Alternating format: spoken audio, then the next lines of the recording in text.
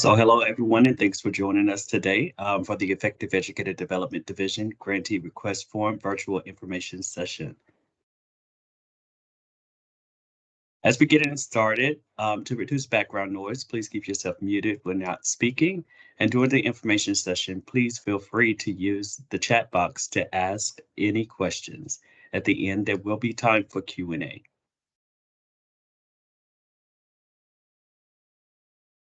Our agenda today, we'll go over the purpose and the overview. We'll talk about a demo, go through a demo, and we'll talk about next steps, give you a couple of resources, and then we'll go into our question and answer session. And I'll turn it over to my colleague, Donna. Thanks, Joshua. I am going to go over the purpose of this new request form that we have. And so a lot of you who are previous grantees or even new grantees, up until now, whenever you have a request to change something in your grant, typically you just send your program officer an email saying what you want to change, and then we go back and forth with collecting more information, and we proceed from there. This is just a tool to streamline that entire process. And so it's essentially the same, except from now on, instead of just emailing your program officer, you will use the tool to submit your request. And so we are starting this month, moving forward. And so grantees across all of our programs in EED will use this form to submit any grant-related changes instead of emailing your program officer. And this allows us on our end to streamline the workflow that typically happens after you submit your request, so that we can have everything in a centralized location. We can conduct all the follow-up that's needed with our leadership team and with OGC or outside of our office as necessary. And so that's really the purpose of rolling out this tool for you all. As you all know, these are typically the types of requests that grantees have. There are project changes or amendments that can or cannot affect your budget, like if you want to change any participant numbers or something like that. Although we don't always approve changes in scope of your projects after they've been approved, if you do have any change requests, you would use that topic. A lot of you have budget modifications where you need to move money from one category to another. If you have a key personnel change, like a change in project director or authorizing official, you would utilize this tool. We're also going to utilize this for carryover requests and no-cost extension requests. And hopefully all of the different requests you would have are captured in one of those first 5 categories. But if for some reason you do have a change request that's not, you would use the other option. Also, these are suggestions and recommendations in terms of timelines for any of the different types of requests that you submit. Project changes, budget modifications, key personnel changes, those can happen anytime during the fiscal year. Carryover requests and no-cost extension requests, however, typically only happen during a certain period of time after you submit your IPR. And of course, no-cost extension requests, you should only be submitting those if you are in your final fiscal year of the project. And so we are going to do a quick demo of the form, and it's pretty straightforward. Can you all still see my screen? Am I sharing the form? Okay. So as you all know, we use Microsoft here at the department. And so the tool that you will use for requests is, of course, Microsoft Forms. It's pretty straightforward. your program name, you would choose that, of course, and I'm just going to choose some as an example. And so you would choose your program here, your grantee name. I'm just going to pick on, I don't know, I can't see everybody here, but I'm going to, since I just met with Emma from iCivics yesterday, I'm going to use iCivics as an example. You would put your award number, and of course I'm making that up, your cohort year. So if it's a grant that's in year 2 and it's a 2022 grant, you would of course put that year and you're in year 2. If you are a new grantee in 2023, you would choose 23 and which year of the project you're in. Right now, you're in year 1. Here, you would select your program officer, and here you will see a list of all program officers in EED. And so make sure you choose the one that is yours, because this request only goes directly to the program officer you choose on here. And then submission name, we do recommend that only project directors submit requests here. I know a lot of times you have larger teams that work on the project and join our monitoring calls, but for purposes of these official grant requests, we do ask that only the project director submit the change. And like I mentioned before, these are all the different topics or types of changes that you would submit.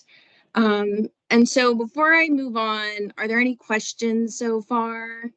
I feel like I'm moving really fast, but it is pretty straightforward. Okay. So I'm just going to go through each type of change. So a project change or an amendment to your project, once you select that option, the questions you'll see are directly related to that. So please provide a detailed description of the change that includes a justification for how the change will enhance the overall success of your project. So we want to, whatever your change is, make sure it's detailed here. The answer to the next question, does your request impact your budget?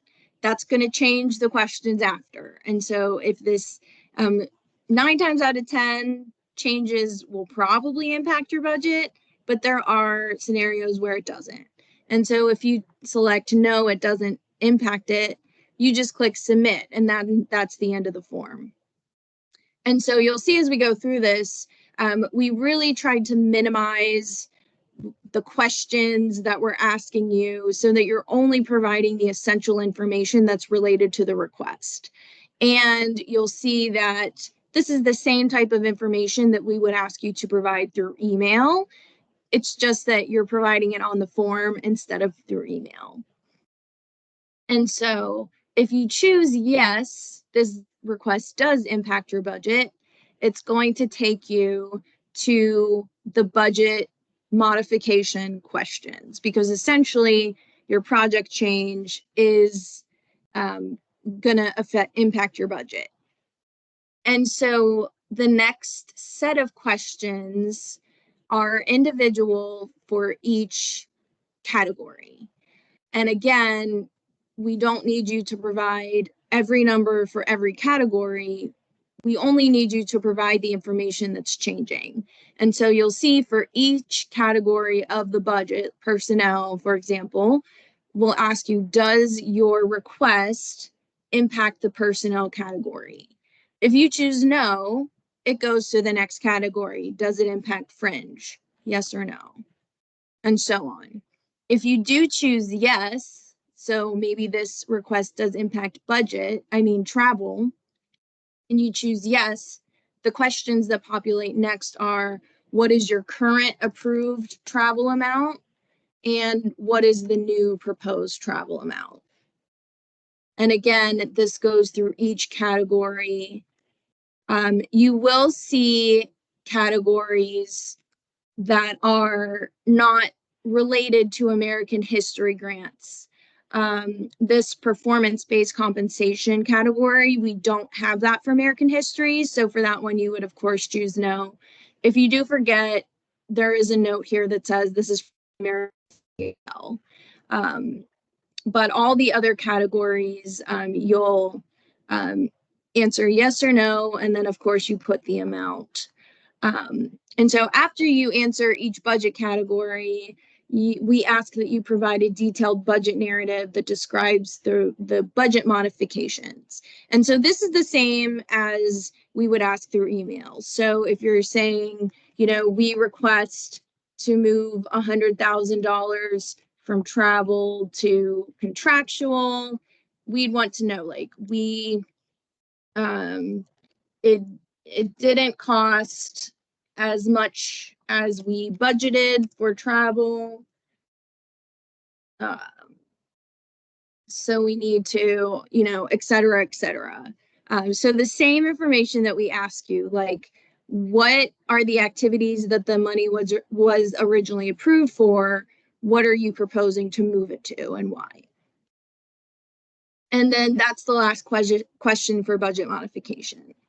And I'll pause there. Are there any questions about the sequence of questions or the requested information related to this category? And I'm just going to go back so I don't have to keep resubmitting. Okay. So project change and budget modification are almost identical, except if you just have a strict budget modification request and you choose that option, it goes directly into the budget category questions. So all of the individual categories that I just went through, those are the questions you're answering for a budget modification request.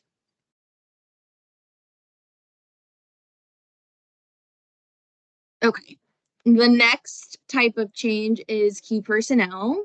So if you select this, the first question is, what is the role that is changing?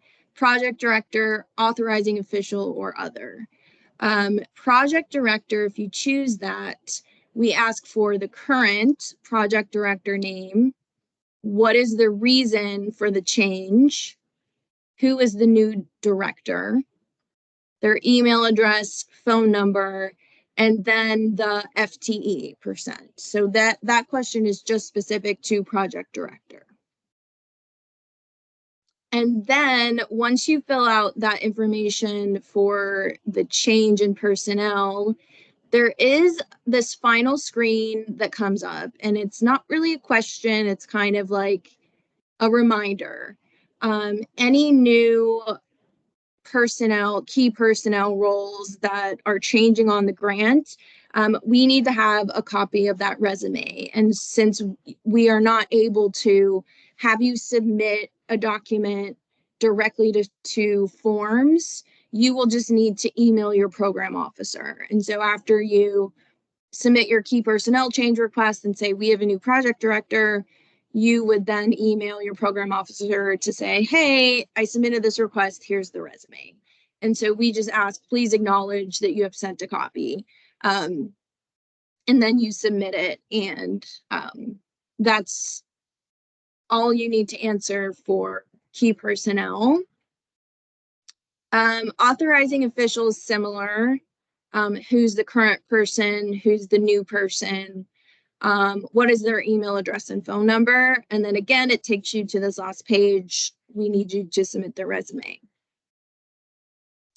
And those two roles are the main roles that we need to be updated on for changes and resumes and things like that. But if you do have another key personnel change, you can choose other.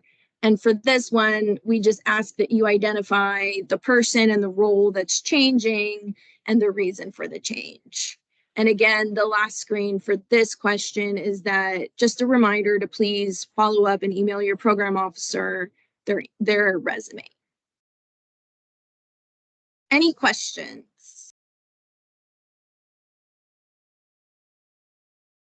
Okay. So then I'll do other next since it's quick. Other, hopefully we have captured it in one of the other categories, like I said. But if not, and it doesn't fit any category and you choose other, we're just asking you to submit your request and describe it in detail, and then you can submit it.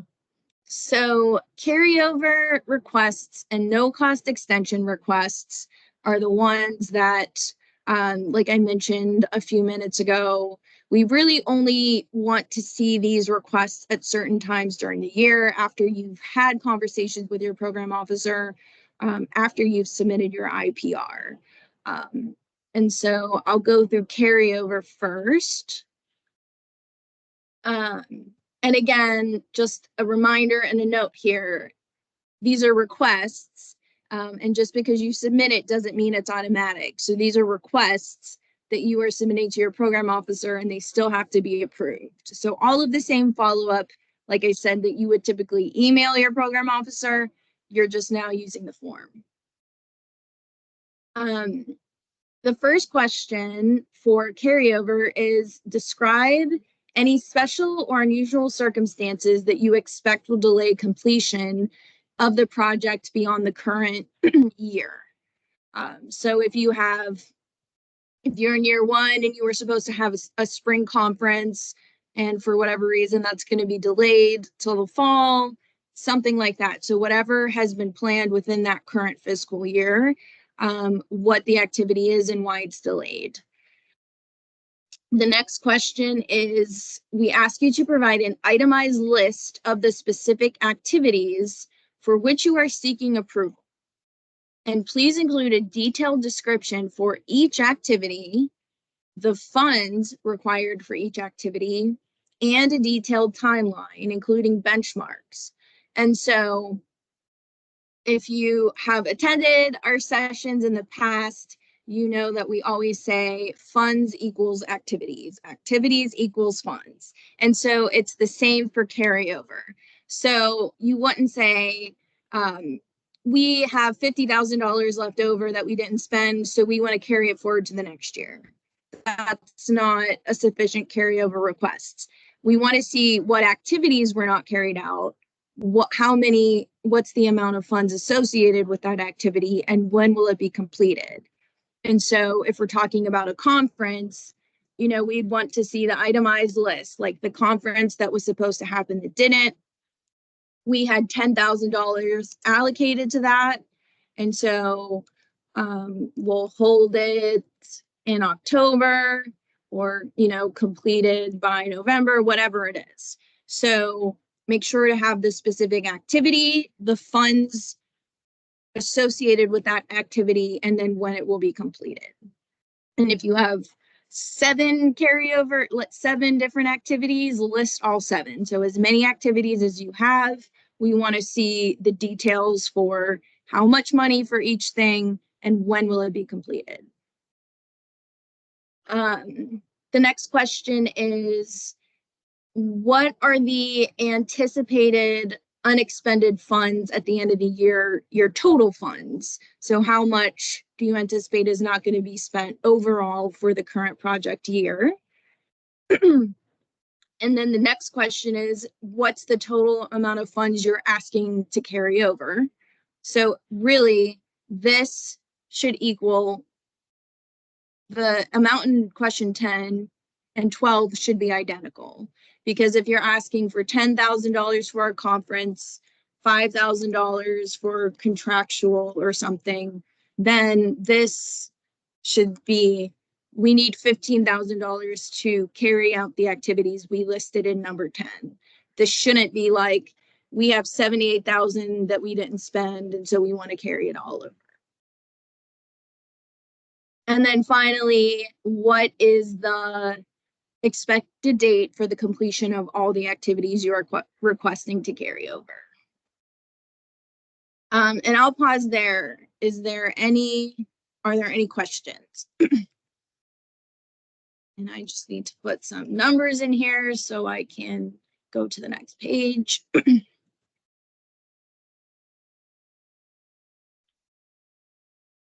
So the next page, you'll see they're budget questions, but they are structured a little differently.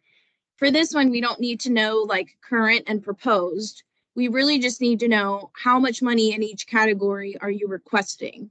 And you'll see at the top that this is the same for both carryover requests and no cost extensions. So again, if you are only asking for carryover for the conference and for contractual, then you're only putting those amounts in here that you're requesting. And I don't know, we'll put the conference and other, although it should be in, depending on how it is worded in your grant, maybe it's under contractual too. But just for the sake of this example, I'm going to separate them. And then again, provide a detailed budget narrative that describes the funds. So like the $10,000 will be used for the conference, $5,000 for contractual to pay for curriculum development or whatever it is. And then that's the final question. So again, the thing to keep in mind is that funds equals activities, activities equals funds. And so any amount that you're requesting needs to be directly tied to a specific activity.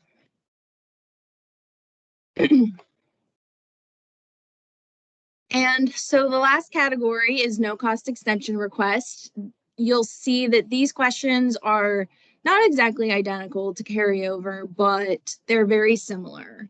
So what are the special or unusual circumstances that you expect will delay completion of the project beyond the end of the project? So I know like before, like I'll just say COVID, prevented. That's just an easy example right now. Of course, we need more detail, like COVID prevented travel. And so instead of, holding our conference in July, we need to hold it in December or something. What is the expected date for completion of all activities you are seeking to complete after the end of the project's period of performance? So basically, your grants are 3 or 5 years. So if it's after the 3 years, what's the expected date? And there is a note here, remember that it cannot exceed 12 months. And so this, of course, would be sometime after September 30th. What is the total amount of funds you expect to be unexpended at the end? And again, this is like the total amount. The next question is the total amount of funds you need for your no cost extension request. And again, a rationale for the no cost extension, including a justification for why the amount of funds is reasonable and necessary. So again, activities equals funds. So you need to specify what the activity is and how much that specific activity will cost. And again, this is, I think, almost the same. What is the activity, the funds required, the timeline, and benchmarks. There are 3 additional questions here for NCE requests. Would the extension violate any statute or regulation? Would the extension involve the obligation of additional federal funds? And is the extension necessary to carry out the activities in the approved application? And again, now it goes to the next page where you need to break down the amount of the no cost extension request for each category. And then you submit. So that's the entire form. It's pretty straightforward. And so I'm going to turn it over to Michelle to take over. Hi, everybody. So let's talk about the next steps and the resources we're going to provide you with. We have a timeline here for you. Please recognize that this is like an idealized timeline. It's an estimate. Actual timeline is going to vary depending on individual requests, how complete your form is, and whether additional information is needed. And then sometimes we have to go outside of our office to get authorization, so that can take additional time. But ideally, within 72 hours, a program officer will follow up with you, acknowledging receipt of the request and providing you a PDF of the contents. Within a week, we'll review the details here and probably follow up with you if the request is incomplete or unclear. Within 3 weeks, if needed, I will, or any program officer here, will attach supplemental information and provide a recommendation to the leadership team. And then within 35 days, a little over a month, you as the grantee will be notified of the approval or disapproval of your request. Some general notes about the request form. This is not a replacement for your program officer. You should continue to communicate with your program officer about your grant progress and pose general grant implementation questions to the program officers directly. EED is only going to consider requests submitted by that project director, as Donna said, their designee or authorized official as identified in the grant award notification.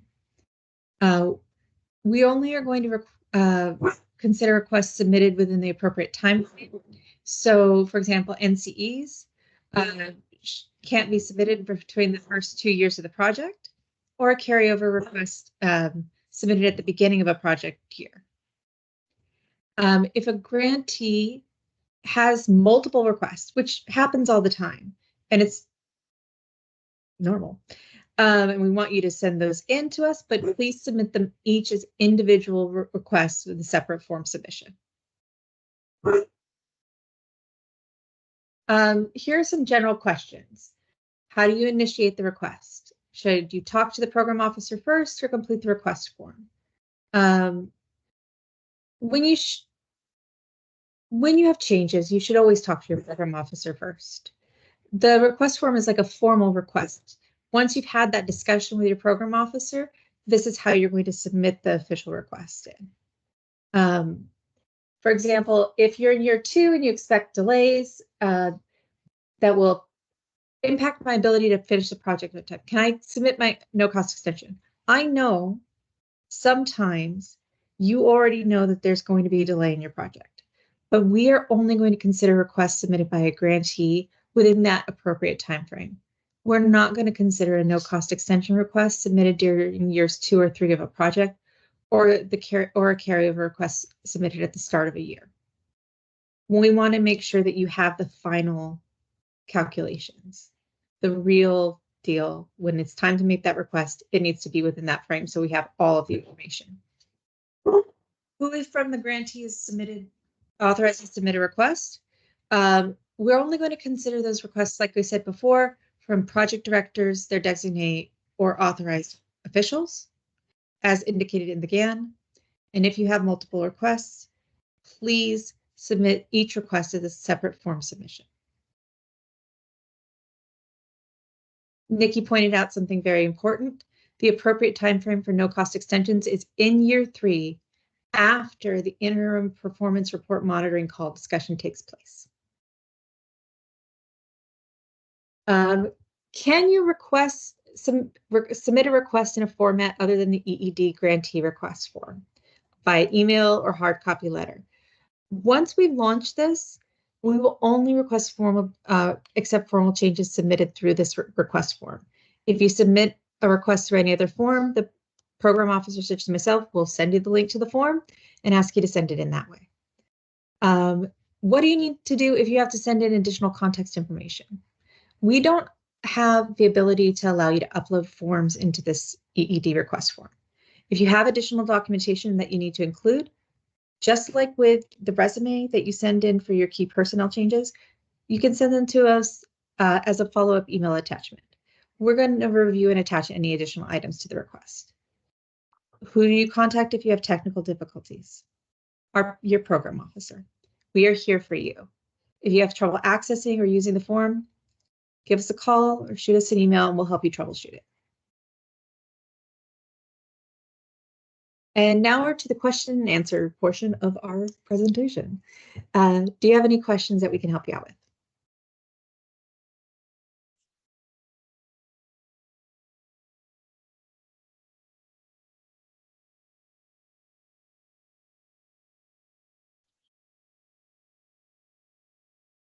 Yes, the cohort year is the fiscal year in which the award was originally issued.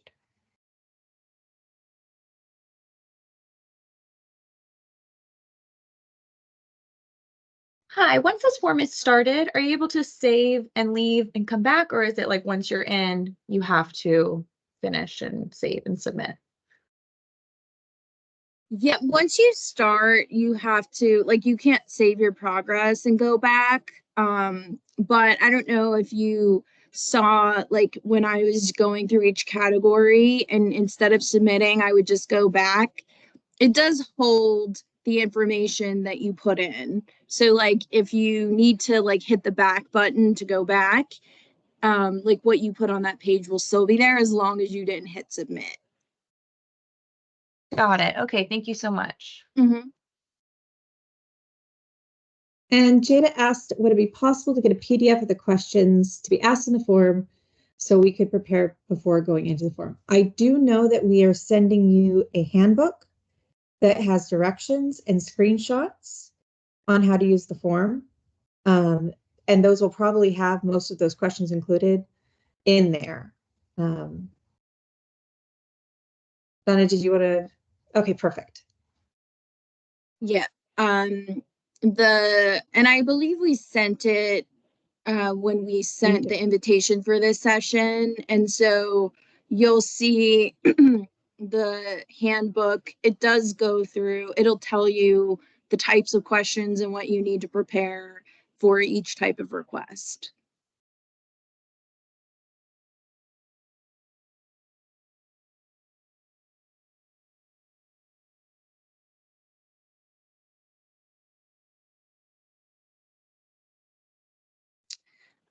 Is there a specific reference document for EED's policies on matters like carryover rebudgeting? I think the short answer is no. That's not here at all. If Orman is still here, I would ask him if he wants to jump in here too. Sure. And that question, could you just repeat that question? Oh, sure. Is there a reference document that actually contains like our policies for carryover and budgeting, kind of like the EED guidelines for those things? Yeah, I think yeah, it's a great question. Thanks, Donna, for pulling me in. So there isn't a specific guidebook that EED has produced that has language that is sort of specific to the processes around or how we make decisions around budget. I mean, what I would just say is that we generally our decision making process is a combination of information that we glean from the uniform guidance and Edgar and conversations with OGC to sort of reinforce our interpretation of those things. And then what we try to do is we try to infuse it in as much of our sort of guidance that we do provide and technical assistance. So when we do webinars at the start of a fiscal year, conversations we're having during during summit, monitoring calls, et cetera. And then, obviously, as a team, we're having a lot of conversations to make sure that we're calibrating around the same language. So while we don't have a very specific guidebook on those things, we do have.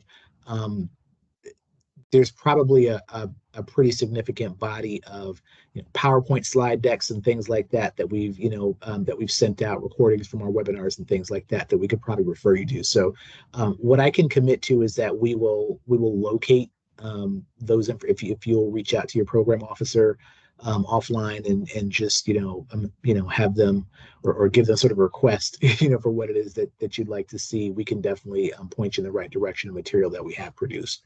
But there isn't like a specific guidebook that we have with that, but we do have material that contains a lot of that information.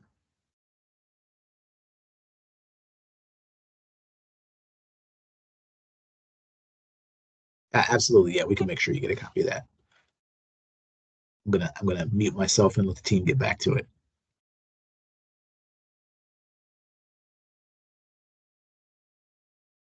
As Nikki said, that the grantee guidebook for the form, if that's what you're referring to, Myrna, was sent out in the email. Orman was saying that we do not actually have a specific guidebook, but we have resources for a lot of our trainings and technical assistant events that will have some of the information. It's just not filed into one space. But if you want the guide slides for the grantee form, we can absolutely get you that.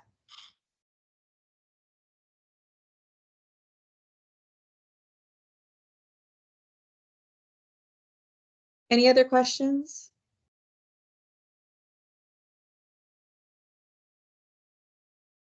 You can take yourself off mute. You can ask the questions in the chat, whichever you're more comfortable with.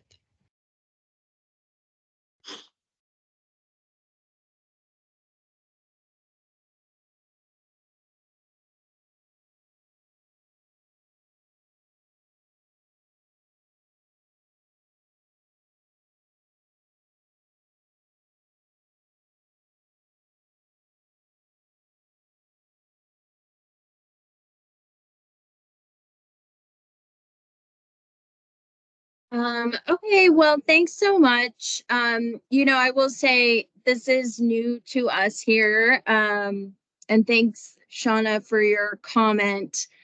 We're really excited about streamlining this process too. And so we thank you all for joining and for being on board with us streamlining this request process. Because this is new, there might be some hiccups, like we've had a few hiccups along the way. And so please, like if you do experience anything like that, just notify your program officer, be patient with us. We are working on the fixes to the little glitches that we've encountered so far. But again, we just really appreciate you all being on board with this and for helping us streamline the process. Orman, did you have anything else to say before we adjourn? No, I'll just ditto everything that Donna just said.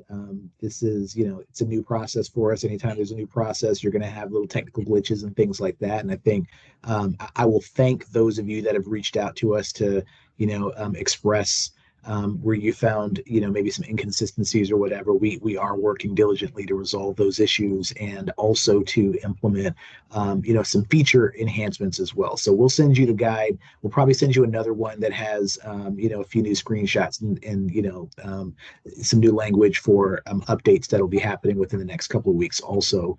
But yeah, again, just want to thank you all for your partnership. As we continue to try to, implement enhancements to the way that we do the work in support of you all. So thank you. Hope you all have a great day.